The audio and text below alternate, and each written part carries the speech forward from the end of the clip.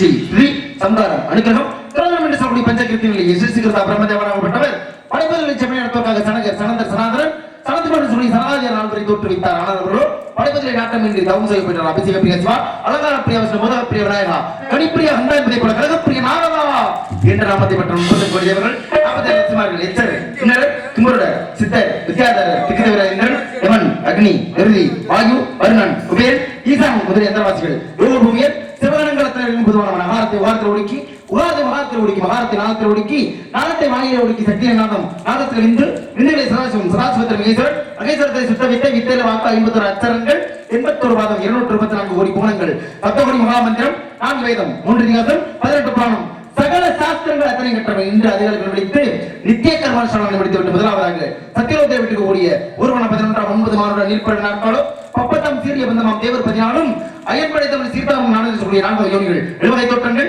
84 லட்ச ஜீவராசிகளுடைய இதத்தை பிரம்மாவை வணங்கி ஆசீர்வாதம் பெற்றுவிட்டு பொறுப்பினை பிறந்து தன் புகழை கிடந்து தங்க திருப்பினை இருந்து வகை ஏற்றில் வந்த வேத நெருப்பில் நின்று கற்ற நிலைமையோடு மறுப்பிலை பயின்ற பாவை மருங்களே வளர்கின்ற சொல்லக்கூடிய எண்டாய் கலைமகளை கண்டு வணங்கி ஆசீர்வாதம் பெற்றுவிட்டு பூலோகம் வந்து இங்கே சோழனை அளித்த செருந்தனிய திருத்தணியை மலை மேல வரக்கூடிய எம்பெருமான் கந்த பெருமான் நினைத்து வழிபடலாம் என்று நினைத்தாலும் கூட எனக்கு என்ன சாபம், ஒரு சுப முகூர்த்த நாளைக்கு உள்ள ஒரு இடத்து தங்கக்கூடாது. அவ்வாறு தங்கினால் என்னுடைய சிறந்தாகப்பட்டது 1008 சுக்குதலை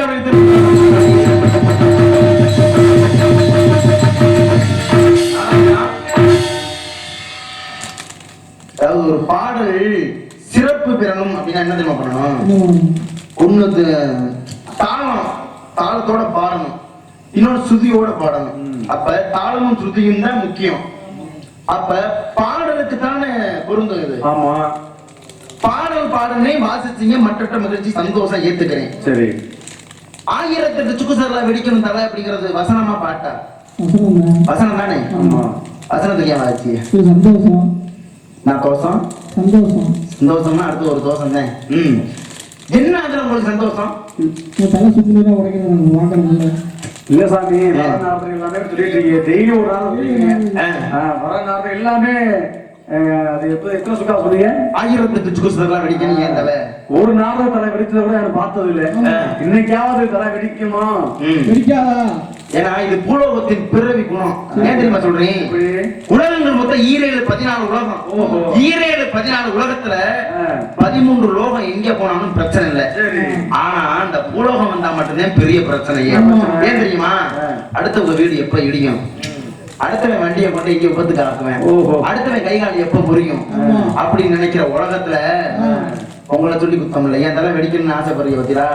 அது உங்களோட குணம் மட்டும் இல்ல, இந்த பூலோகத்தின் குணமே அதுதான். அதனால ஏன் தலை வெடிக்காம இருக்கணும் அப்படின்னா திகடச்சக்கர சமூகம் சகடச்சக்கர தாமர நாயகன் அகடச்சக்கர வெண்மணி அவரை விகடச்சக்கர மெய்ப்பதம் போட்டுவோம் என்று அந்த விநாயக பெருமானை செல்வ கணபதியை வணங்கினால் இன்று கண்டிப்பாக கலகம் உண்டு என்பதற்கு அந்த செல்வ கணபதியை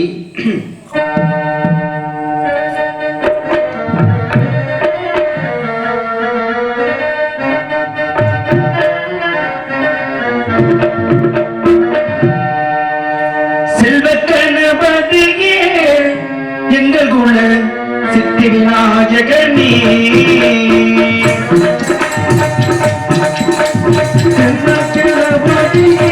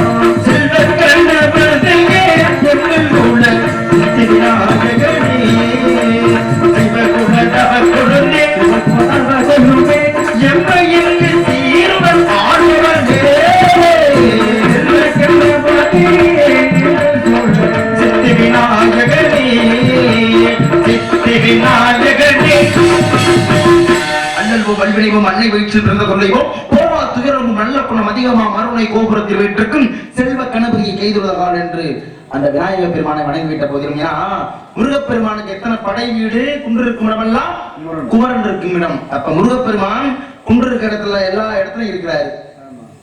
அது போல எத்தனை வீடு இருந்தாலும் படை வீடுன்னு சொல்றது எத்தனை சொல்லுவோம்? 6 படை வீடு தான் முருகனுக்கு. அப்ப ஒரு ஆலயம் அமைக்கணும் அப்படின்னு வச்சுக்க பூலோகத்துல கண்ட இடத்துல ஆலயம் நிறுவ முடியுமா? அந்த இடத்துல நம்ம கோயில் கட்டுவோம் சொல்லி நம்மளாம் முடிவு பண்ணி கண்ட இடத்துல கோயிலை கட்ட முடியுமா? முடியாது. இறைவனுடைய அனுக்கிரகம் எங்க இருக்குதோ அந்த இடத்துல ஆலயத்தை கட்ட முடியும். அது போல பார்த்தோம்னு வச்சுங்க, படை வீடுன்னு சொல்றோம்ல, அதுல பழனிமலை என்பதும் படை வீடுங்க. அந்த பழனிமலையில முருகப்பெருமான் அங்க இருக்கிறாருன்னா ஆன்மீகமா இருந்தாலும் சரி அறிவியல் ரீதியா இருந்தாலும் சரி செவ்வாய் கோயிலுடைய கதிர்வீச்சு எங்க படுதான்? பழனி மலையில படுதான். சரி, அப்ப அங்க போய் முருகப்பெருமானை வணங்கினா செவ்வாய் கோயிலுடைய கதிர்வீச்சு படுவதனால் செவ்வாய் கிரகத்தினுடைய தோஷங்கள் நீங்கும். முருகப்பெருமானுடைய ஆலயத்துல எங்க? பழனி மலையில. இதான் நியதி. சரி, இது புராண ரீதியாவும் சரி அறிவியல் ரீதியா எடுத்துக்கிட்டாலும் சரி. அடுத்து பாருங்களேன், சனி வக்ரமா இருந்துச்சுன்னா எல்லா ஜோதிடர்களும் எந்த ஊருக்கு போக சொல்லுவாங்க? திருநள்ளாறு. திருநள்ளாறு. ஆமா, திருநள்ளாறு தானே சனி. இப்ப சனி தோஷம் போக்கணும்னா திருநள்ளாறு போகணும். திருநள்ளாறு என்ன கோயில் போம்? சனி கோயில். சனி கோயில் சொல்லுவாங்க. அப்ப பழனி மலையில செவ்வாய் கிரகத்தினுடைய கதிர்வீச்சு வீசுனா அந்த செவ்வாய் கோயில் சொல்லலாம்ல. ஆனா முருகன் கோயில் சொல்றமே. அது போல அங்க திருநள்ளாறு இருக்கு பாத்தீங்களா, அங்க சனி கோயிலுடைய கதிர்வீச்சு தான் வீசுது. சரி, அது சனி கோயில் ஆகிட முடியுமா? முடியாது. ஏன்னா அங்க இருக்கக்கூடிய இறைவன் யாரு அப்படின்னு கேட்டா தர்பாணியேஸ்வரர் என்று சொல்லக்கூடிய சிவன் கோயில். அது எல்லாரும் எங்க போறேன்? சனி கோயிலுக்கு போறேன், சனி கோயிலுக்கு போறேன்னு சொல்லுவாங்க. அது தவறு. என்ன கோயிலுக்கு போறோம்? சிவன் கோயில்ல ஒரு தனி சன்னதி சனி பகவானுக்கு அங்கே உண்டு. பிரம்மாவுக்கு கோயில் சொல்றோம்ல, திருப்பட்டூர் நம்ம திருச்சிராப்பள்ளி மாவட்டத்துல. அப்ப அங்க அது ஒரு சிவன் கோயில். அங்க தனியா பிரம்மாவுக்கு ஒரு சன்னதி, எவ்வளவுதான். அது போல நம்ம போகக்கூடியது சனியை கும்பிடல, யார வணங்க? தர்பாணியேஸ்வரர் சொல்லக்கூடிய சிவனை வணங்கி அங்க இருக்கக்கூடிய சனி பகவானுடைய வக்கிரத்தை போக்க போறோம், அவ்வளவுதான். சரியா? எதனால சொல்றேன்னா ஒவ்வொரு இடத்துலயும் ஒவ்வொரு கதிர்வீச்சு வீசும் இந்த பூலோகத்துல. ஆனா ஒரே ஒரு இடத்துல மட்டும் நவ கிரகம் 9 கிரகத்தின் கதிர்வீச்சும் வீசுமா. அது எங்க தெரியுமா?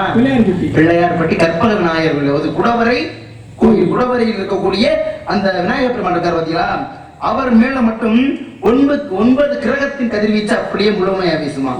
அப்படிப்பட்ட விஷயங்கள் இருந்தாலும் கூட மச்சம் குரும மராக வாமன ராம பலராம பரசுராமா கிருஷ்ணா கல்கின்ற 10 அவதார கதாநாயகன் பாட்டன் பரந்தாமனை அனுதினம் வணங்கக்கூடியான். இன்று வணங்காதிருந்தான் கழகம் கிட்டுமா என்கிறாங்க. என் பாட்டன் பரந்தாமனை மூத்தோர் சொல்லும் முதலடிக்கடியும் முன்னே கசக்கும் பின்னே இனிக்கும் என்கிறாங்க. அந்த பரந்தாமனை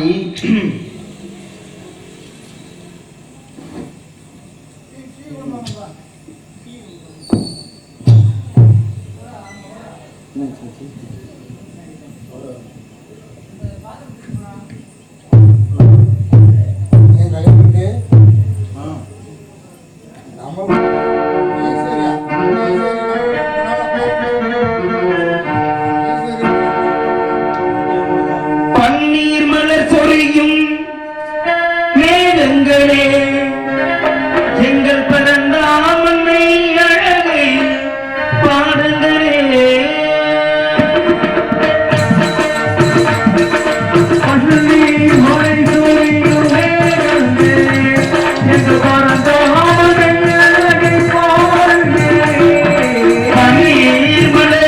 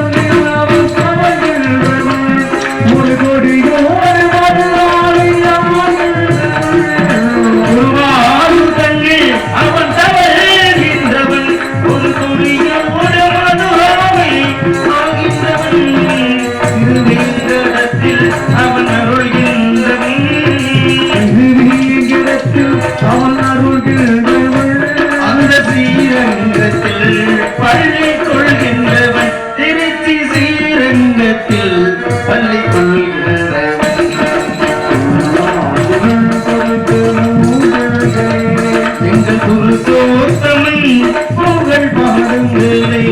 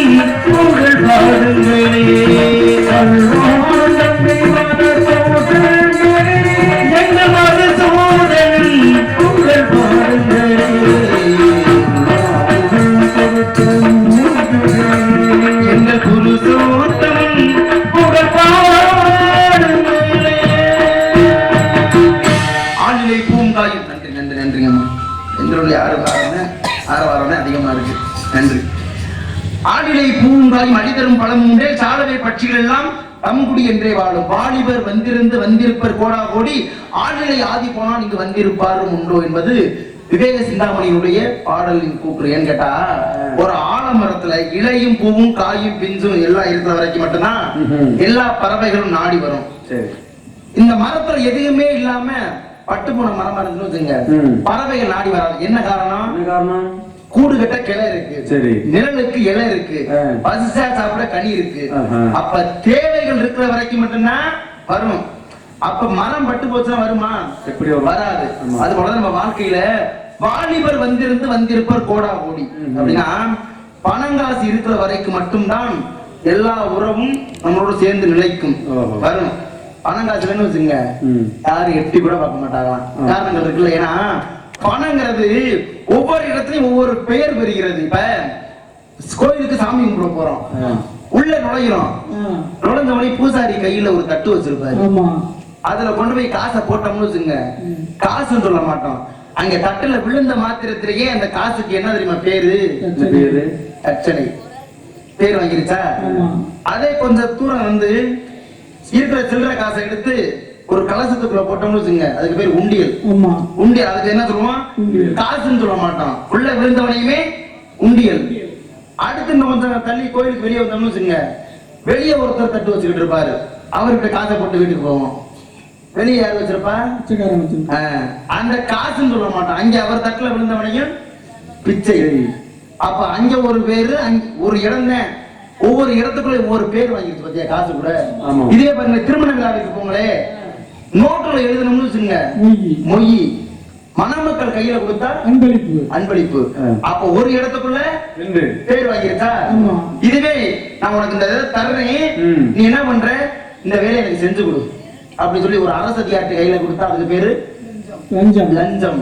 அடுத்து பாருங்களே, தினமும் உழைச்சு உழைச்சு தினமும் வாங்குறேன் பாத்தீங்களா காசு, அதுக்கு பேரு தின கூலி. அப்புறம் நம்ம தினமும் காசு வாங்குறதா நம்ம கூலிக்காரங்களா? நம்ம தினக்கூலி. மாதம் மாதம் வாங்குறதுக்கு பெயர் சம்பளம். அடுத்து வருட கணக்கு கழிந்து ஒரு ஓய்வு பெற்ற பிறகு கொடுக்கக்கூடிய பணத்துக்கு பேர் ஊதியம். பணம்னு சாதாரணமா சொல்லிடுவோம், ஆனா பாருங்களே ஒவ்வொரு இடத்துலயும் ஒவ்வொரு பெயர் வாங்கிறது. இப்ப உங்க கையில உனக்கு தெரிஞ்ச ஆளா இருந்தாலும் சரி, தெரியாத ஒரு ஆளா இருந்தாலும் சரி, எச்சியப்பட்டு ஒரு பொருளை கொடுத்தா அதை வாங்கி வச்சுப்பீங்களா? எப்படி வாங்குவோம்? வாங்க மாட்டோம். அந்த உலகத்துல எச்சி பட்டாலும் தீட்டப்படாத பொருளா வாங்கி வச்சுக்கிறது பணம் மட்டும்தான். நம்ம கண்ணு முன்னாடி 1000 தடவை அவனுக்கு என்ன குடிச்சிருப்பானோ என்ன சாப்பிட்டுருப்பானோ தெரியாது. 10,000 தடவை 1000 தடவை எச்சியை தொட்டு தொட்டு எண்ணுவேன். நம்ம கண்ணால தான் பாத்துக்கிட்டு இருப்போம் எவ்வளவு எச்சி பட்டு இருக்கும். அதை உடனே கொடுத்தவனையும் எச்சி காசியா வேணும்னு சொல்லுவோமா? உடனே வாங்கி உள்ள வச்சுக்குவோம். எச்சி பட்டாலும் திட்டுப்படாத பொருளா பாக்குறது இந்த உலகத்துல எது தெரியுமா? பணம் மட்டும்தான். உயிரற்ற ஒரு காகிதத்துக்கிட்ட உயிருள்ள மனிதனுடைய மதிப்பே இருக்கிறது என்கின்ற காரணத்தாலே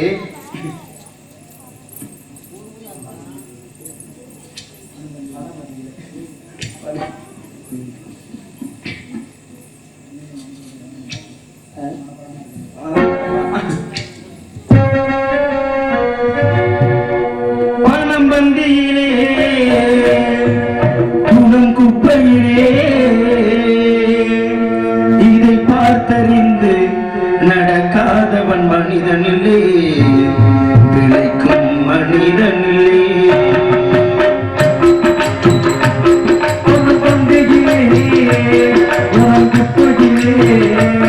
அதை பார்த்து நடக்காதவன் பணம் பந்தியிலே குணம் குப்பையிலே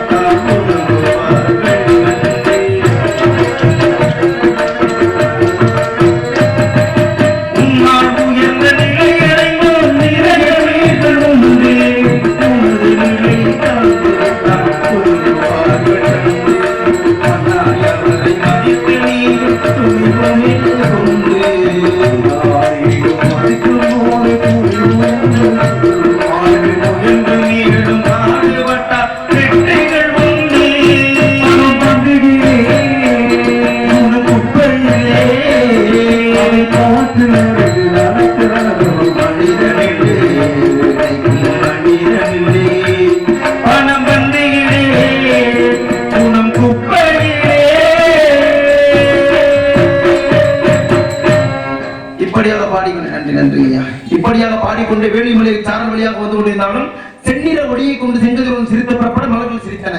புள்ளினங்கள் புது தெம்போடு செய்பாடத்துகிற பெரிய மலை அதில் வரையத்த அழகு மலர் சோலை. இந்த கவின்முக காட்சி கூடம் தான் வேலிமலை சாரல் ஞானவான் என்று சொல்லி நாதவிந்தம் கடந்து காணொலி வரையும் சுட்டு கடுவெளி பிரமானந்தம் தானும் என்றும் தவிர்த்து தான் வசமும் கெட்டு மோனமும் கடந்தையப்பான் முடிந்தவன் ஞானியாவான். இந்த உலகத்துல முடிஞ்சால் மட்டும் ஞானியாக முடியுமா? அப்படி பார்க்கணும்னு வச்சுங்க. எந்த குழந்தையும் நல்ல குழந்தை தான் மண்ணில் பிறக்கையிலே அவன் நல்லவனாவதும் தீயவனாவதும் அன்னை வளர்ப்பதில்லை. எது அன்னை வளர்ப்பதில்லை. அப்பா வளர்க்காமையா இருக்காரு? அப்பா தான் வளர்க்கிறாரு. அப்பா வளர்க்கிறாருல்ல, இருந்தாலும் அன்னையை தான் சொல்லுவாங்க. அம்மா ஏன் இந்த பாடல்ல அன்னையின் வளர்ப்புன்னு சொல்லி வச்சாங்க? அப்பா வளர்க்காம என்ன ஒரு பிள்ளை விட்டா ஓடி போயிடுறாங்க எல்லா அப்பாவும்? 2 பேரும் தான் அப்பாவும் தானே வளர்க்கிறாரு. அப்புறம் இந்த பாடல்ல மட்டும் எந்த குழந்தைக்கும் நல்ல குழந்தை தான் மண்ணில் பிறக்கையிலே அவன் நல்லவனாவதும் தீயவனாவதும் அன்னை வளர்ப்புன்னு சொன்னாங்க. யோசிக்கணும்ல? ஆமா. ஏன்னா ஒரு குழந்தைய பெத்து போட்டதுக்கு அப்புறம் அந்த குழந்தை நல்ல குழந்தை கெட்ட குழந்தையான்னு தீர்மானிக்கிறதுக்கு பதிலா வயிற்றுக்குள்ள தாயுடைய கருவறை வயிற்றுக்குள்ள இருக்கிறே தீர்மானிச்சிடலாம். எப்படி தெரியுமா? இப்படி குழந்தை கருவுற்று குழந்தை வந்து தாயுடைய வயிற்றுக்குள்ள இருக்கும் பொழுது 6வது மாசத்துக்கு மேல குழந்தை என்ன பண்ணும்னா வெளியில் நடக்கக்கூடிய நல்ல விஷயம் கெட்ட விஷயம் எல்லாத்தையும் உள்வாங்கக்கூடிய தன்மை வந்துருமா குழந்தைக்கு. அப்படி பார்க்கணும்னு வச்சுங்க, தாய் எந்த இடத்துல போய் நிக்கிறார்களோ அந்த இடத்துல நல்ல விஷயங்கள் நடந்துகிட்டு இருந்து வச்சுங்க, அதை அப்படியே உள்வாங்கிக்கும். இதே கெட்ட விஷயம்னா என்னன்னது, அடியோலாயில சண்டை போடுறது, கெட்ட கெட்ட வார்த்தை பேசுறத காதால கேட்கறது, இந்த மாதிரி விஷயங்கள்லாம் தாய் என்னென்ன கேட்கிறார்களோ அதை அப்படியே குழந்தை உள்வாங்கும். இதை நம்ப முடியலையா? கைதட்டினீங்கல்ல, நீங்க தானே கைதட்டினீங்க. நம்ப முடியலன்னா இப்ப ஒரு சின்ன விஷயம் சொல்றேன். மச்சம் கூர்மம் வராக வாமன ராம பலராம பரசுராமா கிருஷ்ணா கலியில் 10 அவதாரம் எடுத்தார் மகாவிஷ்ணு. அப்படி 10 அவதாரம் எடுத்தவர் நரசிம்ம அவதாரம் எடுத்து இரணியனை அழிச்சாரு. சொர விதை போடுறோம்னு வச்சுங்க, பரங்கி காய் காய்க்குமா? பரங்கி விதை ஊன்றோம்னு வச்சுங்க, சொரக்காய் காய்க்குமா? காய்க்காது. என்ன விதை போடுறோமோ போட்ட விதை தானே முளைக்கும், அதானே காய் காய்க்கும். அப்ப அசுரனுக்கு பிறக்கக்கூடிய பிள்ளை அசுரனா தானே இருக்கணும்.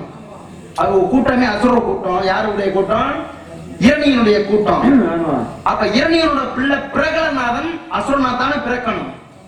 ஆனா அவன் மட்டும் நல்லவனா பிறந்தேன், அசுர குழந்தை எல்லாமே. ஏன் அப்படி கேட்டா, இரணியனுடைய மனைவி லீலாவதி கர்ப்பவதியா இருக்கும் பொழுது ஓம் நமோ நாராயணங்கிற மந்திரத்தை நாரதராகியனா போய் சொல்றத உள்வாங்கினது குழந்தை கருவறைக்குள்ள இருக்கும் பொழுது. இது ஒரு காரணம். அப்ப குழந்தை கருவறைக்குள்ள இருக்க குழந்தை வெளியே நடக்கக்கூடிய நேர்மறை எதிர்மறை இரண்டையுமே உள்வாங்கும். அது ஒரு காரணமா.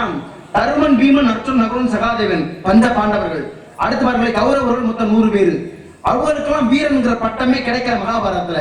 ஆனா ஒரே ஒருத்தனுக்கு மட்டும்தான் வீரன்கிற பட்டமே கிடைச்சு. யாரு தெரியுமா? அபிமன்யுன்னு சொல்றோம் பாத்தீங்களா, அவனுக்கு மட்டும்தான் வீர அபிமன்யு. அப்ப மத்தவங்க நான் வீரன் இல்லாம இருந்தாங்களா அப்படின்னு கேட்டா, அவனுக்கு மட்டும் வீர அபிமன்யுனா அவன் அதாவது ஆத்து மணலை என்னன்னாலும் எண்ணிப்படலாம். ஆனா அர்ஜுனுடைய பொண்டாட்டியை மட்டும் என்ன முடியாதான். ஊருக்குள்ள யார் அர்ஜுனுங்கிற வந்துடாம. அப்ப அர்ஜுனுடைய அவனுடைய மனைவியை மட்டும் என்ன முடியாது, அந்த அளவுக்கு மனைவி இருக்குமா. ஆனா பட்டத்தரசின்னு இருப்பாங்க பாத்தீங்களா, அதுல பாஞ்சாலியே மணந்தேன். அடுத்து பாத்தீங்கன்னா சுவத்திரி என்று சொல்லக்கூடிய ஒரு பெண், அவ கருவுற்று இருக்கும் பொழுது வயிற்றுக்குள்ள இருந்தவன் யாரு? அபிமன்யு. அப்ப மகாவிஷ்ணு சொல்லக்கூடிய மந்திரங்களை அப்படியே உள்வாங்கிக்கிட்டு இருந்தான் குழந்தை. 2 சான்று சொல்லியாச்சு. அப்படி இருக்கும் பொழுது நல்ல விஷயங்கள் நடக்கக்கூடிய இடத்துல கர்ப்பவதியா இருக்கக்கூடிய பெண்கள் போய் நின்றுகிட்டு இருந்தா நல்ல விஷயங்களை உள்வாங்கி குழந்தை திருப்பி பிறக்கும் பொழுது 15 பேர் 1000 பேர் சரி, அவனை கெட்டவனா மாத்தணும் மாத்த முடியாது. அவன் நல்ல புத்தியா தான் இருப்பேன். இதுவே கெட்ட கெட்ட விஷயங்கள் நடக்கக்கூடிய இடத்துல ஆர்வமா போய் ஒரு கர்ப்பவதி பார்த்துக்கிட்டு இருந்தான்னு வச்சுக்க, அந்த குழந்தை கெட்ட குழந்தை தான் பிறக்கும். இப்ப ஒண்ணும் இல்ல, எடுத்துக்காட்டுக்கு நாடகம் நடக்குது இல்ல, எந்த நாடகம்? இந்த நாடகம் இல்ல, அதுக்கு பேர் தொடர்.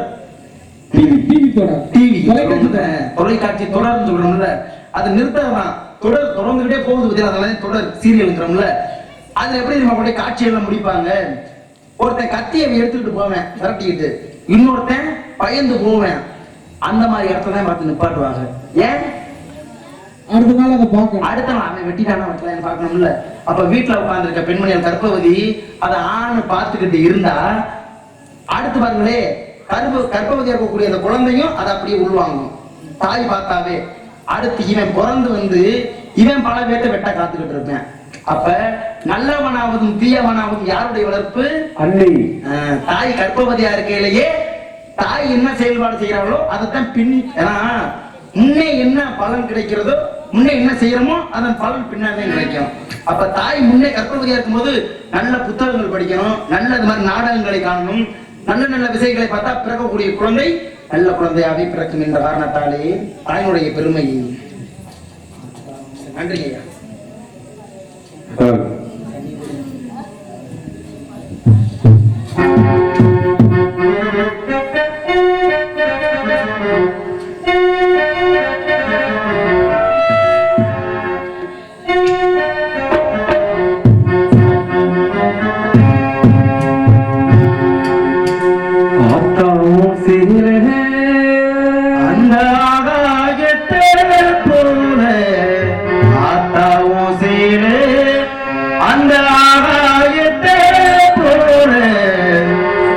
கட்டி தூங்க துளி கட்டி ஆட ஆத்திர மீன் குடிக்க அப்பனுக்கு தரதப்பட்ட பார்த்தாலே சேர்த்திருக்க சித்தாலும் என்ன போத்த வேணும் சித்தாலும் என்ன போத்த வேணும்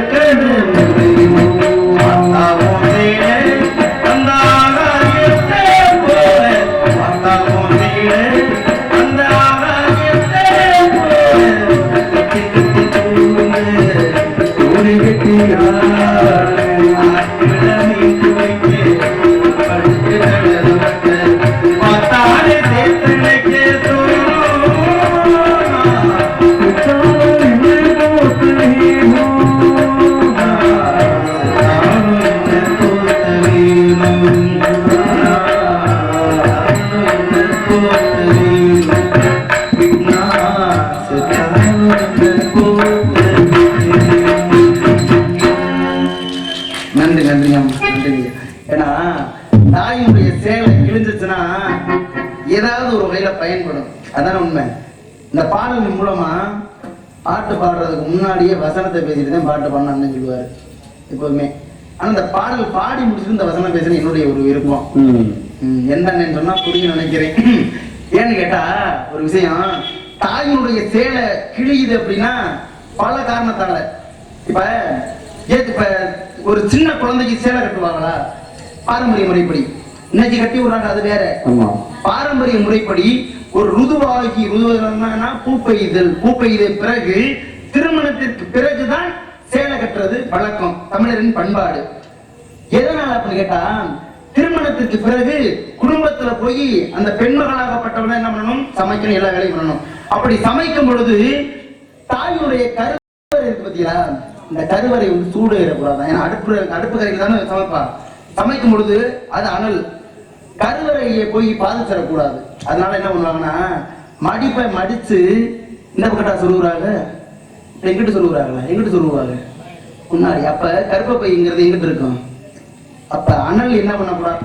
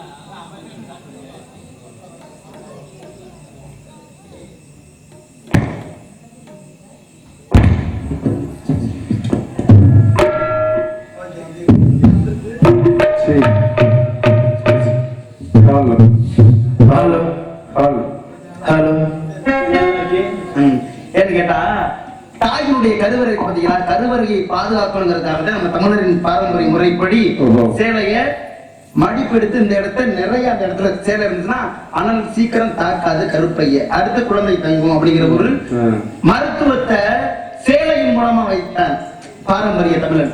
உண்மை. கொஞ்சம் யோசிச்சு பாருங்க. அடுத்து பாருங்களே, அன்னைக்கு ஏழையினுடைய ஆடை கிளியும், இது இயல்பு. ஆனா இன்னைக்கு பணக்காரருடைய ஆடை கிளியுது. ஏன் சொல்லுங்க, யோசிச்சு பாருங்களேன். அன்னைக்கு கிளியுதுன்னா அவன் ஏழையா இருக்கான்னு அர்த்தம். இன்னைக்கு கிளியுதுன்னா பணக்காரனா என்ன அர்த்தம் தெரியுமா, நல்லா தான் இருக்கும் ஆடை. அங்க எனக்கு கிளிசலா போட்டாதான் அவனுக்கு அது பேசலாம். பேண்ட் போட்டிருப்பேன், முழங்கால்ட்ட 4 கிளிசல் இருக்கும். சட்டை போட்டிருப்பேன், எங்கிட்ட 2 பிஞ்சு இருக்கும். ஏடா பழைய சட்டை என்கிட்ட இதான் ட்ரெண்டு, இதான் புதுசு, மாணவர் பேசணுங்கிறாங்க கேட்டா. அப்ப ஆடை அன்னைக்கு கிழிஞ்சா ஏழை, இன்னைக்கு கிழிஞ்சா பணக்காரன் அப்படிங்கிற பேர் வாங்கிருச்சா. இதே பாருங்களே, ஒரு தாய் ஹலோ கர்ப்பஸ்திரியா இருந்து ஒரு வேலைக்கு போறாங்க அப்படின்னு வச்சுங்க, பக்கத்துல யாரையும் கூட்டிக்கிட்டு போக மாட்டாங்க. தன்னுடைய வயல் வேலைக்கெல்லாம் போகும்பொழுது அங்க ஒருவேளை கர்ப்பமாகி குழந்தை பிறந்து விட்டது என்றால் என்ன பண்ணுவாங்கன்னா, தன்னுடைய சேலையவே எடுத்து பாதியா கிழிச்சு குழந்தைய ஒரு கையிலையும் மத்த ஆடை என்னன்னா மேல பொத்திட்டு வந்துருவாங்க. இன்னைக்கு நைட்டியை போட்டு வயலுக்கு போனோம்னா குழந்தைய எங்கிட்டு தூக்கிட்டு வர்றது, உடம்பை எங்கிட்டு மறைக்கிறது. வயலுக்கு போற வேலையும் இல்ல, குழந்தை அங்க போய் வைக்கணுங்கிற அவசியம் இல்லை அப்படிங்கிற மாதிரி ஆகி போச்சு. அதனாலதான் நைட்டி சுடிதாரு எல்லா கர்ப்பசரியும் போடக்கூடிய காலமா மாறி போச்சு. சேலைக்குத்தான் மகத்துவம் என்ற பெருமை இருந்தாலும் கூட இந்த வேலிமலை சாரலை எவ்வாறெல்லாம் வர்ணிக்கலாம் என்று பார்க்க போனால்,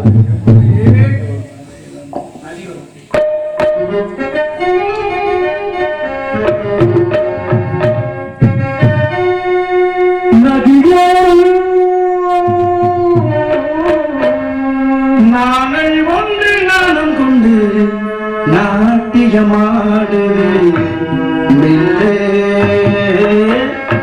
நானந்தானந்தம் என் சொல்ல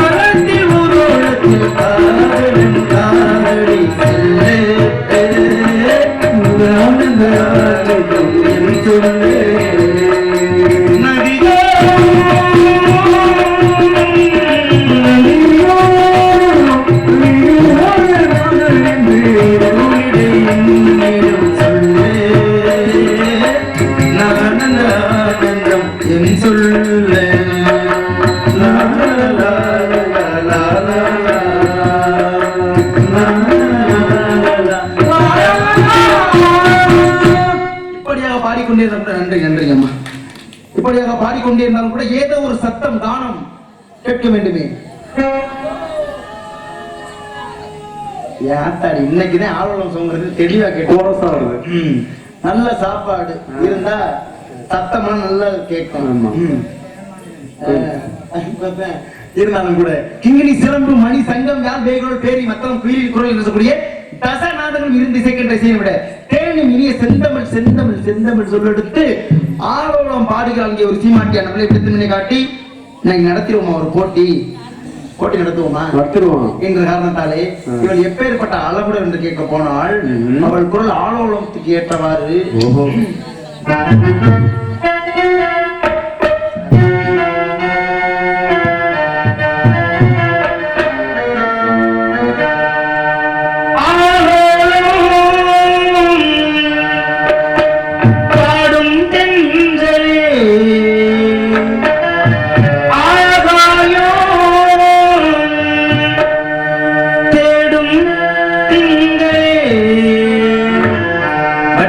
பொட்டு வைத்து வண்ண வண்ண பூ முடிக்கவா சின்ன சின்ன கண்ணீரில் முன்னகின்ற தீனடிக்கவா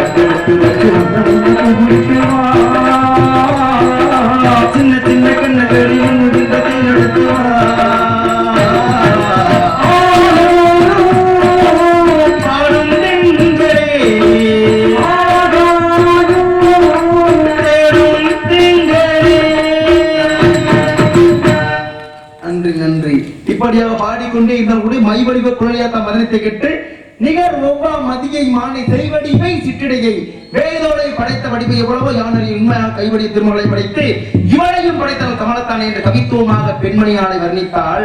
ஏன்னா திருதாயகம் திரேதாயகம் துவாபரையும் கலியுகம் என்று சொல்லக்கூடிய 4 வகை யுகத்தில் கலியுக கடவுளான கந்த பெருமானுக்கு மனம் பேசணும் அப்படின்னா தமிழே வடிவான தமிழ் கடவுள் யாரு? முருகப்பெருமான். அப்ப தமிழ் கடவுள் தமிழனுக்கு தமிழ் பெண்ணை பார்ப்பது தானே சிறப்பு. கண்டிப்பா. ஏன்னா குறிஞ்சி முல்லை மருதம் நெய்தல் பாலை இருக்கக்கூடிய 5 வகை இடத்தில் இந்த குறிஞ்சியில் இருக்கக்கூடிய அந்த வள்ளி பெண்மணியாலை வர்ணிக்கணும் என்று பார்க்க போனால், ஏன்னா தமிழே வடிவானவர் தமிழச்சிய மணக்க தானே விரும்புவாரு. நினைச்சிருந்தா நான் போய் ஒரு சீனாவுல இல்ல ஒரு கேரளாவுல இல்ல ஒரு ஆப்கானிஸ்தான்ல போய் பொண்ணு பார்க்கலாம்ல, ஆஸ்திரேலியா அப்படியெல்லாம் இல்லாம இங்க வந்து பார்க்க வந்துருக்கு. என்ன காரணம்? இப்ப ஒரு வீட்டுக்கு பொண்ணு பார்க்க போறோம். சரி, எப்ப போனா? அப்படி இல்லைங்க, ஒரு விஷயம் எல்லாம் சாமி சொல்லுங்க சாமி. நீங்க எதுக்கு வந்திருக்கீங்க? எதற்காக தெரியல சாமி. இல்ல இந்த ஊருக்கு என்ன வேலை? இப்ப தொழிலுக்கு வந்துருங்க. நம்ம தொழில் இல்ல, ஆல்ரவுண்டுக்காரே. எதுக்காக இந்த ஊருக்கு வந்தீங்க? நீங்க என்ன தொழில் செய்ய வந்திருக்கீங்க? சொல்லுங்க சொல்லுங்க. ஆல்ரவுண்ட் வாசிக்கிறதா இந்த வேலைக்கு இந்த ஊருக்கு வந்திருக்கீங்க? நீங்க எதுக்கு வந்திருக்கீங்க? ஹார்மோனியம் வாசிக்கிறேன். ஹார்மோனியம். மாமா நீங்க எதுக்கு வந்திருக்கீங்க?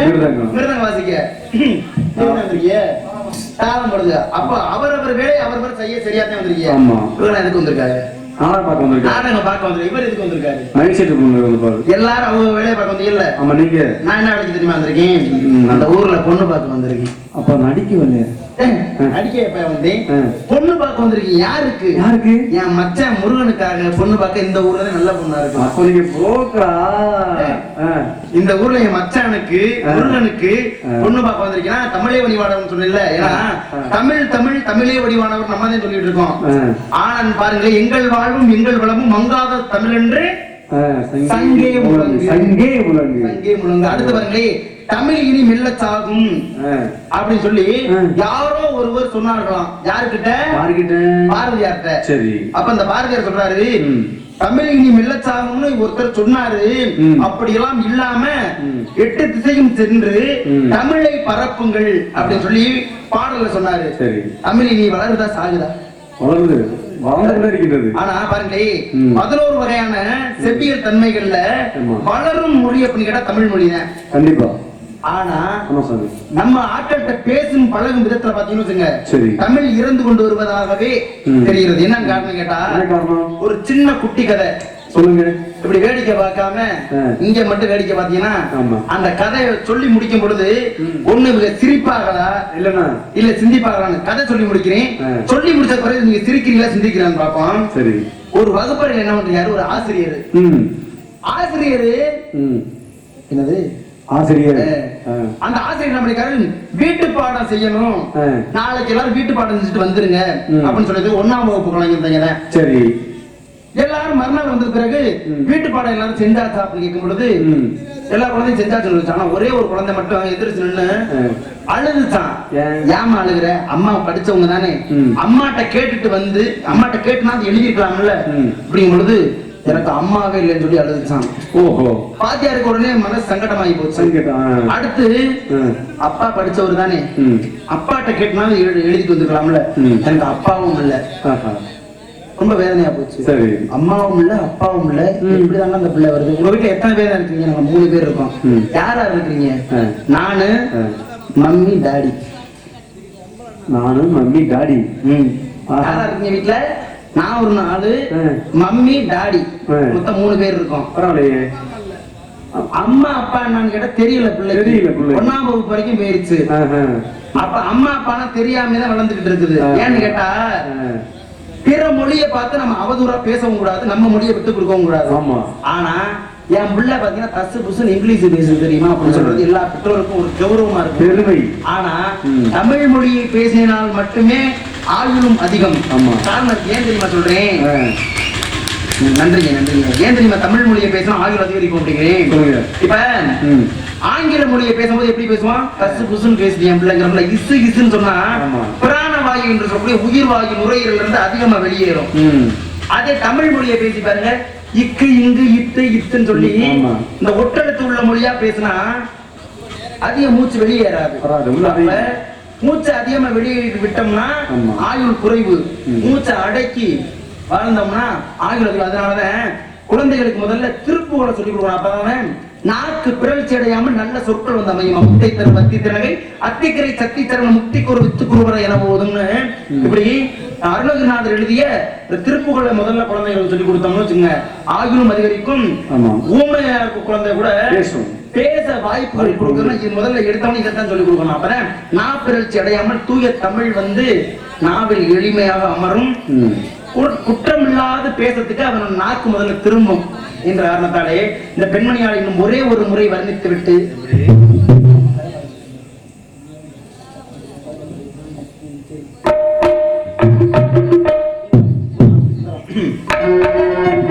சுந்தர நிறைந்ததும்